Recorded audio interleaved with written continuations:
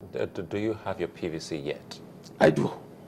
And in going around, your organization, your body, trying to sample the opinions of loads of the electorates in the area, what's the vibe you get? How much of percentage of those you have spoken to have their PVCs yet? In Lagos. In Lagos. In Lagos, still up, not more than 48%. And unfortunately. And you think INEC, as headed by Professor Jega, can't deliver this election? That would be it will, I think, be a pleasant surprise that it will happen if it happens. All this so-called high promise to deliver makes very little thing with me. It's because when we campaigned vigorously and government was forced to give INEC something billion naira to compile a digitalized voters register, what did we get out of it? The machine that were brought, many of them malfunctioned. The capacity building that ought to precede the usage, that is to say, the NYC guys who are going to use it, all these things, they've been given training. So from 2011 election to this particular coming election, what improvement have you seen from INEC? That's my problem. I've not seen one. When that digitalized voters register was going on, a particular very important software was to be in the database of INEC. They call it AFIS, Automatic Fingerprint Identification System. That is supposed to totally wipe out multiple registration and underage registration as well. Throughout, when the thing was done, only Cross River utilized that software. The others never did. And that's why you had a bogus number of the so-called register and Nigerian voters register. And they were meant to use them, all the states. All the states, but the one it was not. They are now, in the last 6, 8, 9 months, what they've been doing was to try to see how the thing could be done in their headquarters in Abuja. And that's what created a problem for us. Because the guy, as an IT consultant, a Kenyan person, wrote a software to do some tinkering with the crisis they have over this of verifiable number of voters. That software was found out to have been corrupting the fingerprint of registered voters. That was left to even Governor Fashola not having his name on the voter register. Let me take you back to what you said about INEC, because some would say that was really uncharitable coming from you, saying that you haven't actually seen anything significant, positive from INEC from 2011 till this moment. We've seen some staggered elections in the country. There's also been Edo State, we've seen in Anambra, we've also seen in Ekiti and Osun State.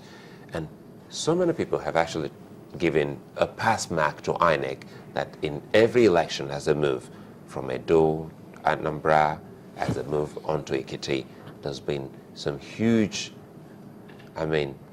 improvement in the conduct of elections. You can believe what you would like to believe. If Comrade Adams Omashomali didn't go on live television in Edo, he could have been thrown out immediately. He had to call their names live. It's not because they wanted it. They cannot make any claim they want. We know that's not true. You know, now you talk about calling names. Yes, on the television. It reminds the me. The governor of Edo had to go on television. It reminds us of what it reminds us of what exactly is happening now. The campaigns are hotting up, and we have seen the dimension that politicians have taken it up to. Some have started calling names. Some have started using some harsh and strong words. Who monitors such campaign advertorials comments and statements or even jingles? I think the law grants the INEC the authority to do so. Whether they are doing it or not, they can respond to that. But I feel particularly worried when our president uses some very ridiculous language to describe people of a particular area as hypocrites.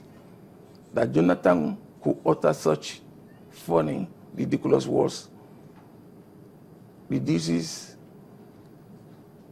the kind of credibility that to attach to that office. The office of Nigerian presidency is supposed to be very high up. By uttering those words, show how very little is. We who surrender, we lost our sweat, we lost our blood. Some of us even lost our lives for the restoration of democracy to Nigeria. Where was he when we were in the trenches? He's benefiting from our sweat and is making those ridiculous statements. I feel that it's reduced that office to nothing else, unfortunately. Yeah. He doesn't know people from this area. But our tradition, the Yoruba tradition, custom, artifact, mode, we agree that multiplicity of views is not bad. And that's why the Yoruba language sometimes say, but going to all of you slept and your heads were on this, along the same path. So we agree that there should be multiplicity of views and opinions. But we've had the luck that at the time when the Yoruba nation is to speak, they know who their leaders are. So that when they give them instruction, they go there. So you don't say that kind of funny thing about us. If the presidency or the president doesn't love your people, as you put it, he wouldn't have come visiting the region as well as to campaign, not as well as meeting some of the traditional rulers. I'm sure perhaps maybe that happened in the heat of campaigning. Moving ahead, 2015 is less than 4 weeks from today. What's your reading with the way and manner? Now we're talking about the political parties are going about their campaign. I think that what is expected, that all the parties and their candidates will be putting before the public their programs, what they intended doing. That's what is expected of them. And you see, the incumbent anywhere in the world must be extra careful, not to what you call abuse of forum. You are privileged to be in office. You can say certain things and you'll be recorded. The man who is not in such kind of position, if you do make statement that perhaps will affect him negatively and is not in a position to respond, you have abused your forum. And that's what I thought Jonathan did when he called those of us here who are NADECO people as hypocrites. I thought it was unreasonable of him to have said that. We fought at the cost of our own lives for the restoration of democracy to Nigeria. We should not be given that kind of name. Well, Mr. Opadokun, it is very difficult to verify that the president did say or in what context he reported, he said, recorded. Yeah, it's very difficult because sometimes it's the heat of campaign, as my colleague has rightly said, and many things are being reported about people, some of them true, some of them untrue. But, moving on away from that, and let's go back to the elections right now. The 2011 elections have been adjudged as the freest and fairest in recent times, since the 1993 elections, that some improvements indeed have been made. Do you agree or not? I don't. The question is why? Well, you ask me that, I'm going to tell you. I'm not an idler. I'm not just on the street there. I'm CODA. The only objective that we have is that every vote must count. But would you say, sorry to interrupt you, Would you Okay. say then, you know, if you say that every vote must count, some people will say that that's a very, very tall order, considering how long then INEC had to prepare. We saw the change of baton, we saw what happened eventually, and Professor Jega taking over. We even saw a false start, but eventually most people said it reflected the will of the people. Did you agree with that? I don't agree. And I said to you, that election, because we were on the streets, we were at most polling booths in Nigeria, so we can authoritatively make claims that you cannot. The international observers, the local observers, most of them were concentrated at the center city states, and votes took place there, perhaps fairly. The rigging started very terribly at the collation center, even of the world. And that's why I had a problem. The ones that even the military organized before they left in 1999. You remember President Jimmy Carter led a team here. The day that team was leaving, he came into Nikon Hilton, where I was with Lufalai. He was about to leave, and I asked him, Mr. President, each time you monitor the election, your team had always given your remarks before you leave. What is your remark about the Nigerian one? He said they will be making their remarks thereafter. He just gave just a loaded sentence to explain what happened.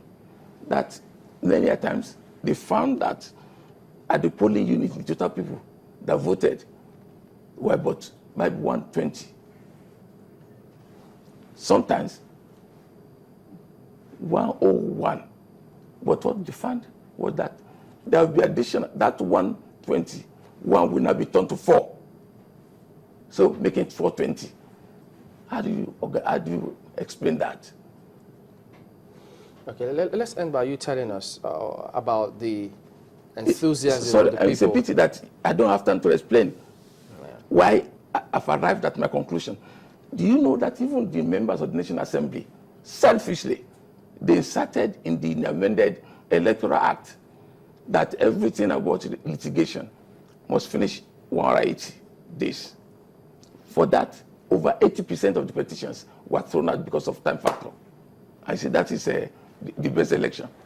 Okay, I'm going to have to leave it at that. Thank you very much indeed for coming on. Mr. Opadokun is the convener of CODA, Coalition for Democratic... For electoral reform. Electoral reform, so beg your pardon, just keep in mind. Thank you very much for coming on this It's a pleasure. We'll be back after the break. Join us again.